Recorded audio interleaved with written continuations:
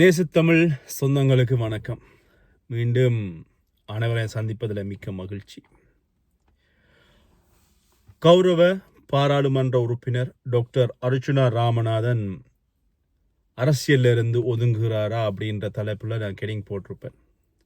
உண்மையில் என்ன நடக்கிறது, அர்ச்சுனா செய்வதில் என்ன பிள்ளை என்ன சரி, இப்படி நிறைய பிரச்சனைகள் அண்மை காலங்களாக இந்த சமூக ஊடகங்களில் பரவலாக பேசப்பட்டு கொண்டிருக்கின்ற ஒரு விஷயமாக இருக்கிறது.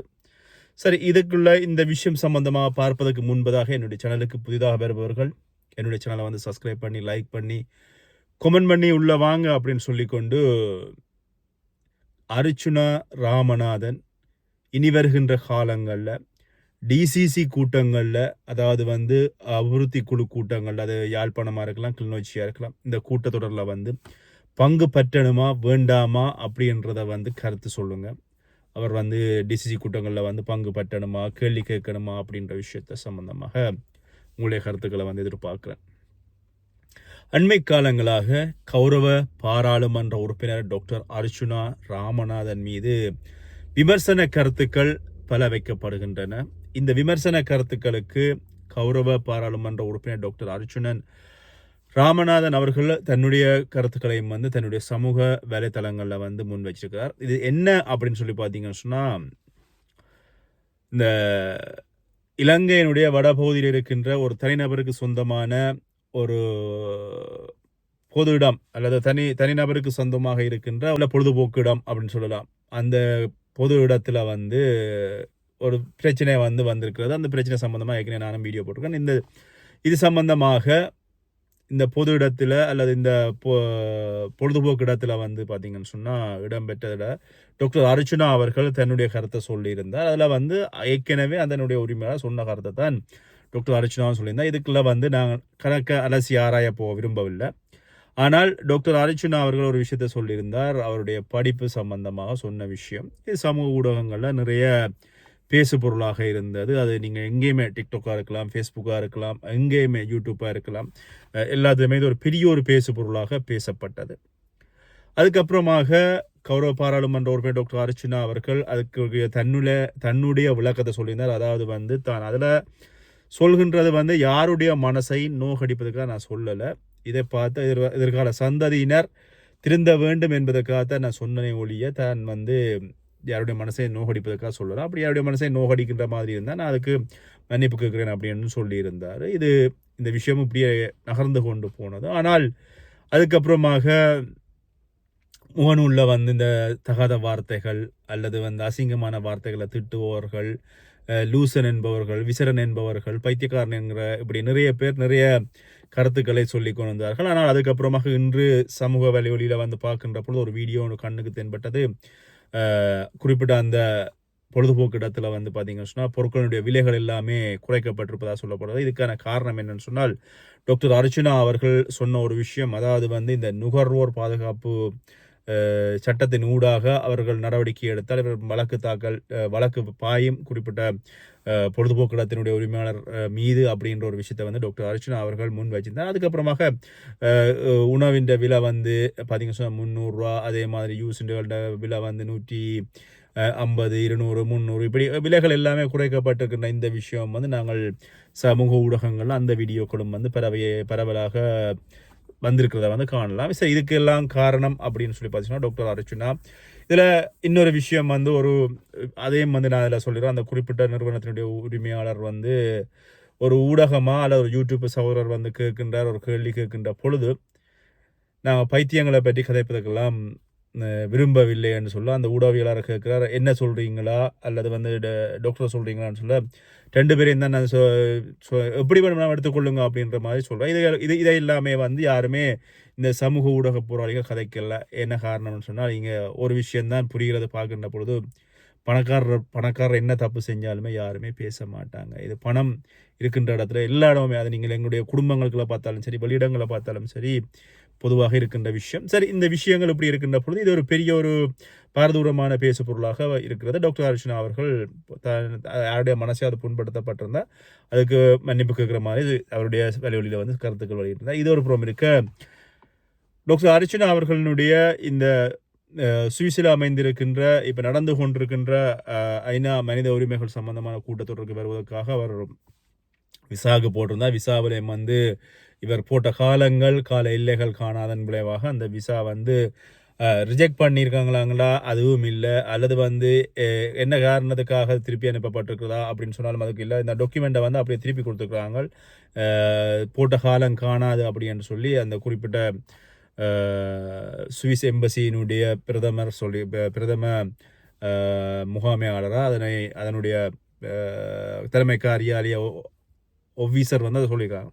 இதுக்கும் வந்து பார்த்தீங்கன்னா ஒரு சில சமூக ஊடகவியலாளர்கள் தொடர்ச்சியாக இந்த கருத்துக்கள் முன்வைக்கப்படுகின்றன. எல்லாருக்குமே தெரிஞ்ச விஷயம், சுவிஸ் எம்பசியில் எந்த எம்பசியிலையுமே வந்து குறிப்பிட்ட காலத்துக்குள்ளே வந்து நாங்கள் டாக்குமெண்ட் போடுகின்ற பொழுது அவங்க வந்து திருப்பி நாங்கள்னு சொன்னால் அது சில நேரங்களில் 6 மாதத்துக்கு பிறகு தான் போடலாம், சில 1 வருஷத்துக்கு பிறகு தான் போடலாம், சில நேரங்களில் 5 வருஷத்துக்கு பிறகு தான் போடலாம். அப்படிலாம் நடைமுறைகள் இருக்கிறது. நல்ல காலத்துக்கு டாக்டர் அர்ச்சனா அவர்களுடைய டாக்குமெண்ட்டில் பாஸ்போர்ட்டில் வந்து டாக்குமெண்ட் திரும்பப்பட்டிருக்கு அப்படின்னு சொல்லி சீல் பண்ணாமல் கொடுத்துருக்காங்க. அதனால் அவர் மீண்டும் 15 நாள் கழித்து அது போடுவதற்கான வாய்ப்புகள் இருக்குது. இதெல்லாம் விளக்கங்கள் சொன்னாலும் சிலர் வந்து அவமானப்படுத்தணும் என்பதற்காக தங்களுடைய அவமானப்படுத்துகின்ற கருத்துக்களை சொல்லுகிறார்கள். ஆனால் ஒரு விஷயம் வந்து நான் முதல்ல இது சம்பந்தம் ஒரு வீடியோ சொல்லியிருக்கிறேன். அதாவது நீங்கள் வேணுமா என்ன வந்து எப்படி வேணால் சொல்லிட்டு போகலாம், நீங்கள் செம்பண்ணுங்க குடமண்ணுங்க அண்டாண்டுங்கோ வாளி எண்ணுங்க எது வேணாலும் சொல்லிட்டு போகலாம். ஆனால் நீங்கள் இந்த சில பேர் தூசணத்தால் பேசுகிறீங்க, தகாத வார்த்தைகளாக பேசுகிறீங்க. சமூக ஊடகங்கள் சின்ன பிள்ளைகள் பார்க்குறார்கள். நீங்கள் தூசணத்தால் அல்ல தகாத வார்த்தைகளால் அசிங்கமான சொற்களாக பேசுகின்ற போது உங்களுடைய பிள்ளைகளும் அதை பார்ப்பதற்கான வாய்ப்புகள் இருக்குது. அந்த சொற்பிரயோகங்களை உங்களோட பிள்ளைகள் பொறுக்குவார்கள். நாளைக்கு அந்த சொற்பிரயோகங்கள் உங்களோட பிள்ளைகள் வெளியிடங்களில் வேறொரு நபரிடம் பேசுவதற்கான வாய்ப்புகள் இருக்கிறது. நீங்கள் அது சம்பந்தமாக பார்க்கின்ற பொழுது நீங்கள் சமூக ஊடகங்களை அசிங்கமான வார்த்தைகள் பேசினோன்னா உங்களை தூக்கி வச்சு கொண்டாடுவார்கள் அப்படின்னு நினைக்கிறது வந்து அது உங்களுடைய தனிப்பட்ட பிரச்சனை. ஆனால் அசிங்கமான வார்த்தைகள் பேசுபவர்கள் பற்றி சமூகத்தில் வந்து உங்களுடைய பெற்றோர் பெற்று வளர்த்த விதம் அல்லது நீங்கள் வளர்ந்த விதம், நீங்கள் படித்த பாடசாலை, உங்களுடைய தனிப்பட்ட கௌரவத்தை நீங்கள் இழக்கிறீங்க. அதை புரிஞ்சு கொள்ளாமல் பேசுறீங்க. தகாத வார்த்தைகள் நிறைய விஷயங்கள் பார்த்துருக்கோம்.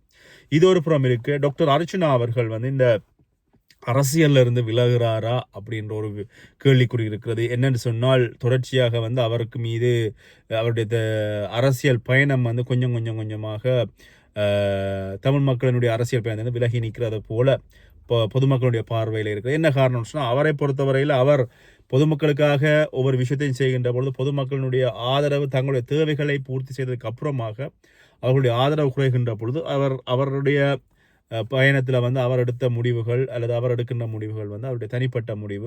அது மட்டும் இல்லாமல் ஒரு அரசியல் பயணம் அப்படின்ற பொழுது மக்களினுடைய ஆதரவு தங்களுடைய தேவையை முடிஞ்சதுக்கு அப்புறமும் மக்கள் ஆதரவு வழங்கலை அப்படின்றது ஒரு பிரச்சனை இருக்கிறது. அதை விட இந்த டிசிசி கூட்டங்கள் அல்லது இந்த அபிவிருத்தி குழு கூட்டங்களில் வந்து எவ்வளவுக்குத்தான் மக்களுக்காக குரல் கொடுத்து பேசினாலும் அங்கே பைத்தியம் வழியில் நீ விசரன் பாய மூடு, அப்புறம் அந்த அரசாங்க ஊழியர்களை பற்றி கதைக்கு உனக்கு அருகதை இல்லை இப்படின்னு சொல்கின்ற விஷயங்கள் எல்லாமே இருக்கிறது. இந்த விஷயங்கள் இப்படி இருக்கின்ற பொழுது அண்மையில் கூட இந்த யாழ்ப்பாணத்தில் இடம்பெற்ற போக்குவரத்து அபிவிருத்தி குழு கூட்டத்தில் வந்து எங்களுடைய யார் அப்படின்னு சொன்னால் ஸ்ரீதரன் எம்பி அவர்கள் வந்து கேள்வி கேட்கின்ற பொழுது கிட்டத்தட்ட பாராளுமன்றத்துடைய தலைவராக இருக்கின்ற விமல் ரத்நாயக்கா வந்து கிட்டத்தட்ட அவர் சொன்ன விஷயங்களும் வந்து இப்படித்தான் இருக்கிறது. அது மட்டும் இல்லாமல் சந்திரசேகரன் ஐயா அவர்கள் கூட சில வார்த்தை பிரிவுகளை விட்டிருந்தா இந்த இடத்துல வந்து இதுக்கு யாராவது கதைப்பார்களா அப்படின்னு சொல்லி பார்த்தீங்கன்னா யாருமே கதைப்பதற்கு சக்தி இல்லை. இல்லை யாருமே இந்த முகநூல் ஊடக போராளிகள் கொடுத்து இது சம்பந்தமாக கதைக்கல அப்படின்றது இங்கே கவலைக்குரிய விஷயமா இருக்குது. ஏன்னா நிறைய பேர் வந்து இப்போ அரசாங்கத்துக்கு சார்பாக கதைப்பதன் விளைவாக வந்து இங்கே தமிழ் அரசியல்வாதிகளுக்கு இடம்பெறுகின்ற பிரச்சனைகளை கதைப்பதற்கு இங்கே யாரும் தயாராக இல்லை அப்படின்ற ஒரு பிரச்சனை இருக்கிறது. இந்த நேரத்தில் வந்து கௌரவ பாராளுமன்ற உறுப்பினர் டாக்டர் அர்ச்சனா அந்த இடத்துல இருந்தால் நிச்சயமாக எம்பி ஸ்ரீதரன் அவர்களுக்கு வந்து ஆதரவு குரல் கொடுத்திருப்பார். அது மட்டும் இல்லாமல் அங்கே விமல் ரத்நாயக்காவுக்கு வந்து கேட்கின்ற கேள்விகள் சொல்வதற்கு திணறி இருப்பார். இந்த இடத்துல வந்து ஸ்ரீதரன் ஐயா அவர்களுக்கு வந்து பார்த்தீங்கன்னா ஆங்கிலத்தினுடைய புலமை இல்லை, சிங்களத்தினுடைய புலமை இல்லை.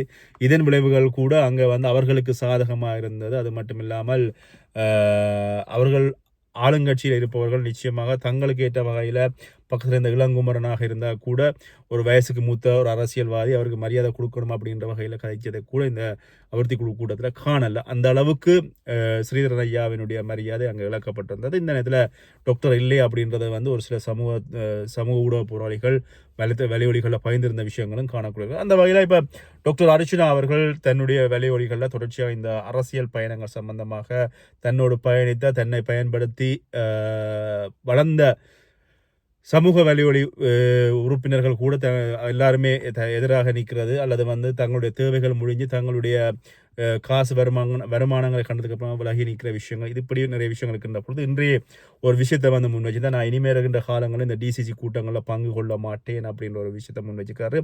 அதில் தன்னுடைய டிசிசி கூட்டங்களில் இனி வருகின்ற காலங்களில் கிளிநொச்சி யாழ்ப்பாணத்தில் வந்து சகோதரி கௌசல்யாவும் மற்ற இடங்களில் வந்து சகோதரன் பிரகாஷ் கண்ணாவும் அதே மாதிரி அவருடைய இன்னொரு சகோதரர் தாஸ் அவர்களும் வந்து கலந்து கொள்வார்கள் அப்படின்ற ஒரு விஷயத்தை வந்து சொல்லியிருந்தேன். என்ன சொன்னால் தான் தொடர்ச்சியாக மக்களுக்கு நல்லது செய்ய போய் தன்னை வந்து அசிங்கப்படுத்தியதை மட்டும்தான் நான் இந்த ஒரு வருஷத்துக்குள்ள கண்டேன் அப்படின்ட்டு கௌரவ பாராளுமன்ற உறுப்பினர் டாக்டர் அர்ச்சுனா அவர்கள் சொல்லிக்கொண்டு இதுக்கு நான் இன்னும் ஒரு உதாரணத்தை நான் சொல்லிக்கொண்டு போகலாம். இந்தியாவை பொறுத்தவரை சீமான் அவர்கள் நாம் தமிழர் கட்சியினுடைய சீமான் அவர்கள் வந்து பார்த்தீங்கன்னா அவர் இவ்வளவோ நல்லது விஷயம் செஞ்சாலும் இன்று வரை அவரை வந்து மக்கள் உழவுக்கு போற்றுகின்ற பொழுதும் இன்னும் வந்து அவரை தூற்றுபவர்களும் இன்றும் இருந்து கொண்டு தான் இருக்கார். அதே மாதிரி தான் இதில் வந்து நல்லது செய்கின்ற இந்த அரசியல் பயணியில் வந்து நல்லது செய்கின்ற யாரையுமே வந்து மக்கள் தேவைக்கு யூஸ் பண்ணிட்டு தூக்கி எறிஞ்சு விட்டு போகிற ஒரு நிலைமையில தான் இருக்குது. டாக்டர் அவரை பொறுத்தவரையில் பாராளுமன்றத்திலும் சரி பொது இடங்களிலும் சரி மக்களுக்காக தன்னுடைய வாழ்க்கையை அர்ப்பணித்து செயற்படுறார் அப்படின்றது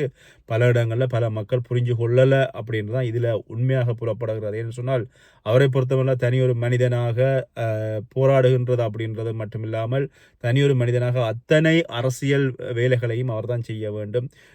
சரியான பயணம் அமைக்கிறதுக்கு சரியாக கட்சியை அமைப்பதற்கு எல்லாமே வந்து பார்த்தீங்கன்னா கால அவகாசங்கள் தேவைப்படுறது, ஆட்களினுடைய பற்றாக்குறை இருக்கிறது, யாரையுமே நம்பி தொடர்ச்சியாக பயணிக்க முடியவில்லை, தொடர்ச்சியான ஏமாற்றங்கள் தொடர்ச்சியான துரோகங்கள் இதனை தாண்டி இருக்கின்ற 4 பேரை வச்சுக்கொண்டு கட்சியை நகர்த்துவது இத்தனை பிரச்சனைகளையும் பார்ப்பது அப்படின்றது வந்து உண்மையில மிக மிக மிக மிக ஒரு கட்டிக்காரத்தனமான வேலை. அது யாருக்குமே சொல்லிட்டு கடந்து போகலாம் டாக்டர் அர்ச்சுனா அவர் அப்படி செய்கிறார் இப்படி செய்கிறான்னு சொல்லி அவருடைய நிலையில இருந்து இத்தனை பயணங்கள்லையும் இத்தனை வேலை திட்டங்களையும் செய்கிறார் அல்லது மறைமுகமாக மக்களுக்கு ஏதாவது ஒரு வகையில் வந்து நன்மை கிடைக்கிறது அப்படின்னு சொன்னால் அதுக்கு வந்து டாக்டர் அர்ச்சுனா அவர்களைத்தான் சாரும். இதுக்கு வந்து நீங்கள் வைத்தியசாலையினுடைய நான் ஏற்கனவே சொல்லியிருந்தாலும் வைத்தியசாலையில் இருக்கின்ற துப்புரவாக இருக்கலாம், உங்களோட வைத்தியசாலையில் கவனிப்பதாக இருக்கலாம், அல்லது வந்து இப்போ நான் ஏற்கனவே சொன்னது போல் இந்த பொருட்களுடைய விலைகள் அந்த பொழுதுபோக்கு இடத்துல வந்து மாற்றப்பட்ட விஷயமா இருக்கலாம். இப்படி நிறைய விஷயங்களை வந்து நான் அடிக்கிட்டே போகலாம். ஏதோ ஒரு விஷயம் கௌரவ பாராளுமன்ற உறுப்பினர் டாக்டர் அர்ச்சுனா அவர்களினால் நடந்து கொண்டு தான் இருக்கிறது. கௌரவ பாராளுமன்ற உறுப்பினர் டாக்டர் அர்ச்சுனா அவர்கள் இனி வருகின்ற காலங்களில் இந்த டிசிசி கூட்டங்கள் அதுகளில் வரவில்லை அப்படின்ற பட்சத்தில் வந்து இங்கே வந்து பூனை இல்லாத இடத்துல வந்து எலிக்கி கொண்டாட்டம் என்பது போல கேள்வி கேட்க ஆட்கள் இல்லைன்னு சொன்னால் அரசாங்க அதிகாரிகளுக்கும் கொண்டாட்டம். அவர்களை பொறுத்தவரையில் மக்களை ஏமாற்றி இன்னும் எங்களுடைய தமிழர்களுக்கு வந்து ஊழல்கள் செய்து அந்த அரசியல் அதிகாரிகளாக இருக்கலாம், அவர்களோட சேர்ந்து பயணிக்கின்ற அரசியல்வாதிகளாக இருக்கலாம், எல்லாருமே ஊழல் செய்து எங்களுடைய மக்களுக்கு தவறான பயணம் அல்லது தவறான ஒரு வாழ்க்கை வட்டத்தை அடுத்த சந்ததியினருக்கு கொடுக்க போறார்கள் அப்படின்றதுல எந்த மாற்று கருத்தும் இல்லை. இந்த ஒரு வருட காலத்துக்குள்ள வந்து பொறுமையாக யாராவது யோசிக்க முடிந்தவர்கள் இருந்தால் இந்த டாக்டர் அர்ச்சுனா அவர்கள் இந்த ஒரு வருஷ காலத்துக்கு என்ன செஞ்சார் அப்படின்றத யோசிச்சு பாருங்க. நிச்சயமாக நிறைய விஷயங்கள் வந்து உங்களுக்கு புலப்படும். அதை வந்து என்னோட பகிர்ந்து கொள்ளுங்க. நான் சொல்கிற கருத்துக்களில் வந்து உங்களுக்கு ஏதாவது முரணாக இருந்தால் மன்னிச்சு கொள்ளுங்க. மீண்டும் இன்னொரு வீடியோவில் சந்திக்கிறேன். அதே மாதிரி இந்த வீடியோவில் வந்து நீங்கள் டாக்டர் அர்ச்சுனா அவர்களை யாராவது பிடிக்கல அப்படின்னு சொன்னால் என்னுடைய சேனலில் வந்து டாக்டர் அர்ச்சுனா அவனுடைய பகிர்வுகள் வந்தால் வீடியோ வந்து ஸ்கிப் பண்ணிடுங்க. நன்றி.